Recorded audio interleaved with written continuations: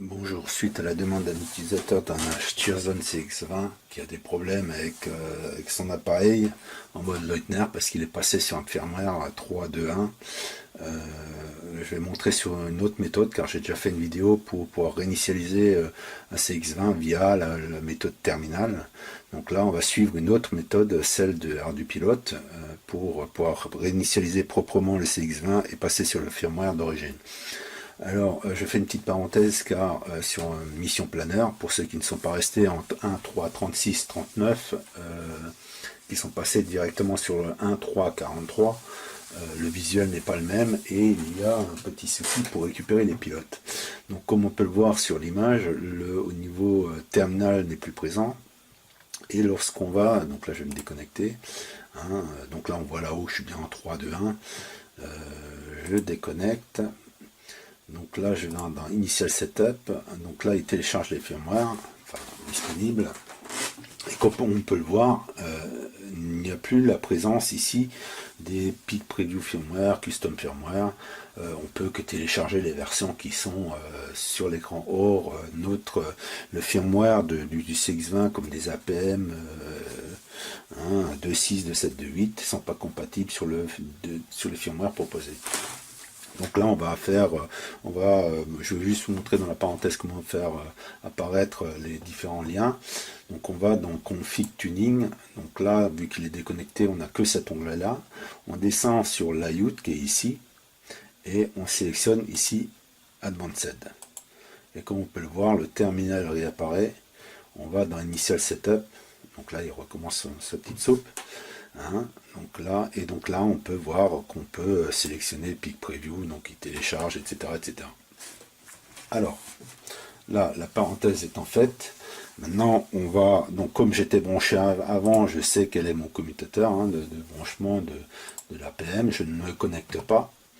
Je sélectionne ici, alors, la version 2.55, alors il faut bien lire la ligne, donc là on a R250 AP33 AC321, donc AR c'est Ardu Rover, AP c'est Ardu Plan, et ici vous avez Ardu Copter.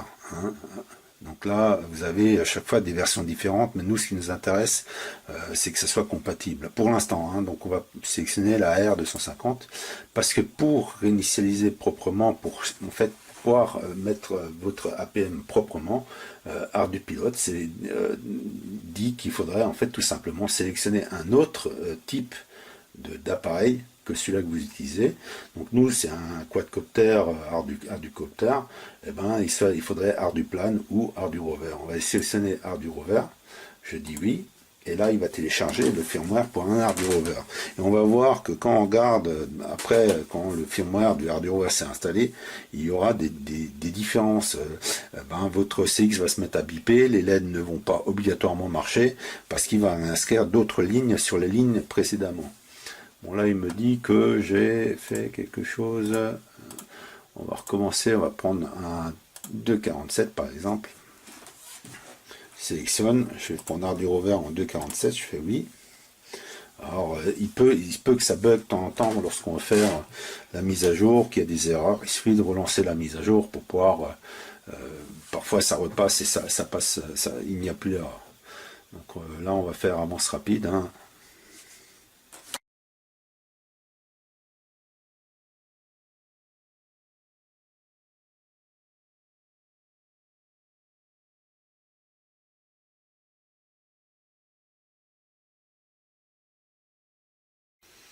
Voilà, la mise à jour s'est faite parfaitement. Donc là, il va se réinitialiser et redémarrer. Donc comme on peut le voir, la LED, toutes les LED ne marchent plus. Enfin chez vous, vous verrez qu'il n'y aura plus la LED rouge, enfin ouverte, une des deux, puisque les branchements sont faits différemment. Enfin la programmation est différente. Et théoriquement, de souvenir, chez moi, il s'est mis à biper à plein pot. Donc là, on est d'accord, on a mis un ArduRover dessus. Donc maintenant, on va remettre le firmware d'origine. Alors pour ceux qui ne connaissent pas, il suffit d'aller sur le site MRFC, donc je vais le taper, MRFC, donc MRFC, Multifan, donc ça je le trouve direct, je sélectionne. Donc de là, bah, vous vous inscrivez, moi je suis déjà inscrit, vous vous inscrivez, vous allez dans l'index du forum. De l'index du forum, vous allez dans questions débutants. Questions débutants, vous avez tutoriel. Donc dans ce tutoriel, vous arrivez sur la première page et ici vous avez un fichier expliquant de A à Z tout ce qu'il faut savoir sur le CX20. Donc là, ça vous dit la législation, bien sûr. Après, toute la visserie, tous les petits détails qui peuvent vous intéresser, les bips. Nous, ce qui nous intéresse, bon là, vous aurez le temps de l'étudier, c'est le firmware. Donc là, on vous explique un peu.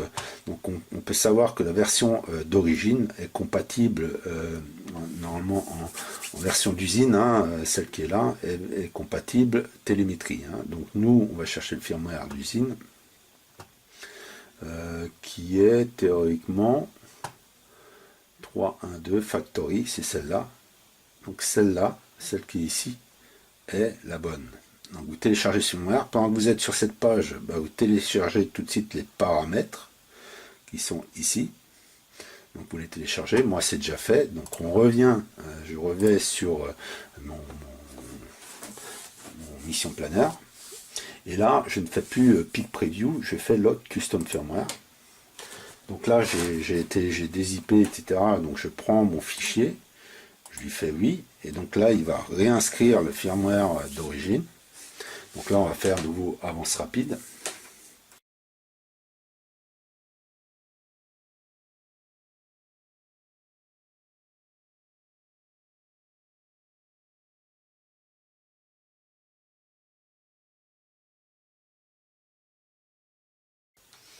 Voilà. Donc au cas où il y aurait une erreur, il suffisait de relancer la mise à jour. Donc en théorie, votre CX, une fois qu'il aura redémarré, va se remettre à biper dans tous les sens. Donc comme on peut voir, bah, les LED sont de nouveau fonctionnels. Donc là, nous allons maintenant nous connecter au CX20. Donc le COM n'a pas bougé. Donc là, je vais aller dans Flight Data, c'est juste pour pouvoir me connecter sans avoir le message de firmware. Donc là, il va se lancer. Donc là, il se connecte. Une fois que la connexion est effectuée, on va aller dans Config Tuning. Donc nous allons dans Config Tuning. Nous allons ensuite dans Full Parameter List. Donc là, nous avons des bases, des liens d'origine. Alors, il faut savoir qu'on est en 1.3.43 et certaines, ils ont ajouté certaines lignes. Donc, il va y avoir quelques petits messages d'erreur. Donc, vu qu'on a téléchargé les paramètres sur le site MRFC, on va les insérer. Donc, on fait ouvrir. Donc, il me dit que c'est la version, parce qu'on peut les sauvegarder. Hein, donc, ça, c'est la version que j'ai téléchargée. Je fais OK. Alors, il me dit que les paramètres, c'est pas les mêmes valeurs parce qu'automatiquement, je fais oui, hein, je veux continuer. Donc là c'est pareil, Serial 3, il n'y en a pas, enfin il y a plein de lignes qui ne sont pas, qui n'étaient pas sur les paramètres de base. Donc une fois que ça c'est fait, et ben voilà, vous avez le truc. Une fois que c'est fait, vous faites write paramètres. Write paramètres, donc normalement ça a enregistré les lignes de commande. Vous vous déconnectez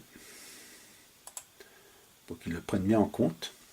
Une fois que c'est fait, on va se reconnecter. Alors on débranche la batterie, on débranche tout, on recommence et on se reconnecte, pardon. Donc là, en même temps que je l'ai fait, je me reconnecte. Et donc théoriquement, votre CX bip toujours. Et le fait qu'il bip, c'est tout simplement parce que le CX n'avait pas calibré la RC. Donc il suffit d'aller dans Initial Setup. Alors vous pouvez le faire après ou avant, bah, si vous voulez arrêter les bips, vous allez dans Radio Calibration, calibrez votre radio, vous sauvegardez, vous débranchez la batterie, et normalement, en théorie, lorsque vous rebranchez, les bips vont disparaître et il ne vous restera plus qu'à calibrer l'accéléromètre et le compas. Et normalement, voilà, vous êtes propre d'origine. Voilà pour la petite démo. Ben voilà, c'est des questions, il n'y a pas de problème. À plus.